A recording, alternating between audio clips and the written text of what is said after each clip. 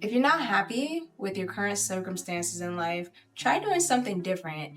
Before doing something different, you should probably write out what it is that you're doing every day, what it is that you're spending the most time on, and figure out what it is that you can incorporate or change and switch out. So many of us act like we are helpless in our own lives and that we are just a victim to our circumstances.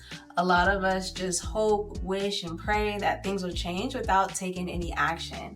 And the truth of the matter is, nothing is actually going to change unless we ourselves change. We are not a victim to our day-to-day schedule of going to work, scrolling on the phone, coming home, watching TV, and just chilling, right? We can change that at any point in time. Once you make that list, look at it and think, what can I potentially switch out? If you notice that you're spending an hour a day scrolling on your phone, maybe you can take 10 minutes of that and use that 10 minutes towards something else.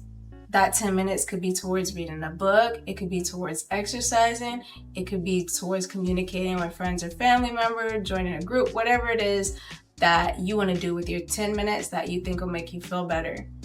And just think, if you keep up with this new habit for a week, what a difference it can make in your life, or for a month, what a difference it can make for your life. I wish you guys all the best on your journey.